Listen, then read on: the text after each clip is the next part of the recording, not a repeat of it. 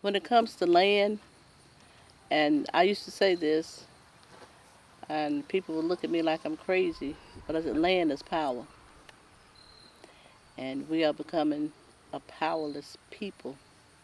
I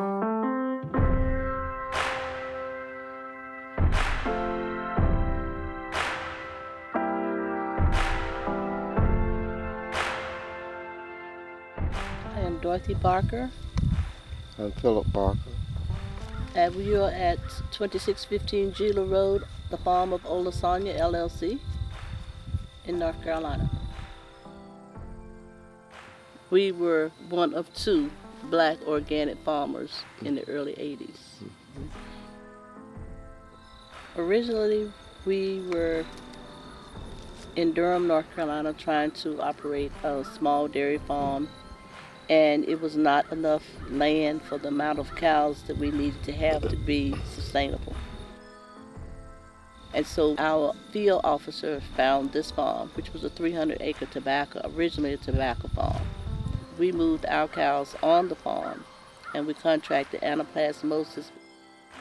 The animals that was already here had already contracted it.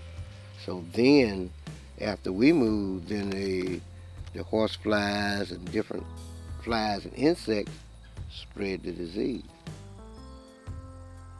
We was milking 4 on a side. She had 3 cows that fall and die. I think the highest number was like 10 one day, until we got down to like from a 200 cow herd down to about 50 cow herd. And at that point, all of the debts and everything, didn't have enough cows to produce enough milk to meet the debt load. All the kids were taken out of school. The farm was quarantined. We had to dump the milk. So how can you, the animals are quarantined, and you have to dump the milk. How are you going to pay that debt and you can't get restructured? That's one of the things and one of the reasons that opened our eyes about black farmers and USDA and their system. Because they would lend us small amounts of money, but when it came down to reorganizing debt, restructuring debts, and putting you in a better position to handle debts, they weren't doing that for us. And we start planting fruits and vegetables. And by us growing fresh fruits and vegetables, we were able to help with putting fresh fruits and vegetables in some of the independent living facilities with, some of the elderly people. This was like one of the things that Farmers Home did not want us to do, was to expand or to do anything else but milk the cows, since they said they had loaned us money, for that. And they just wanted us to be contained to just a little plot, but not to help other people. We had a plan, and we thought it was a good plan. But we have been very strong-willed, and we've had good community assistance and help for us to even say that we even obtained some of these things, in the climate in which we had to do it in. The farm population is 2%. We're 2% of that, black farm. It doesn't make any difference how we look at it, and that's the reason we must now begin to protect these small pieces of land that we have. Or not only are we going to be a dying breed, we're going to be a landless people also. And so it's important for the next generation, and a lot of them that I'm beginning to work with, they're beginning to understand the connection to the land, and that they lose this swatch of land that we hold power on right now.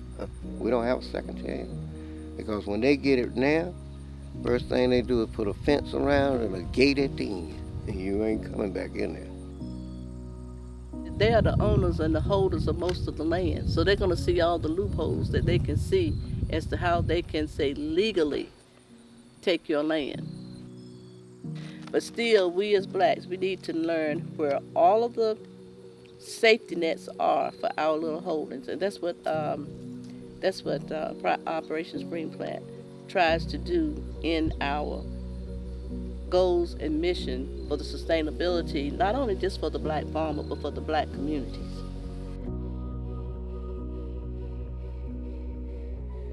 It was sort of a community buy-in. You could sort of feel it once they discovered, hey, Operation Spring Plant has this kind of power to speak for us and raise money for different projects.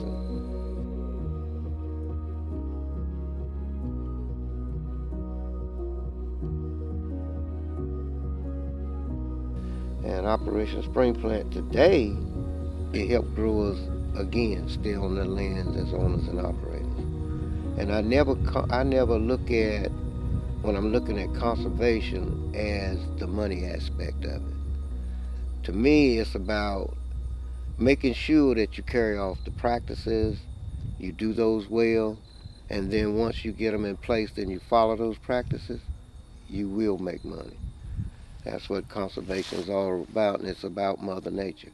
How do we take care of the ground, the water, and the air we breathe? When I'm gone, I hope this place continue to live. I don't want it to die when I go. I want it to continue to live. And the only way it can continue to live is that people have a care and a heart for it.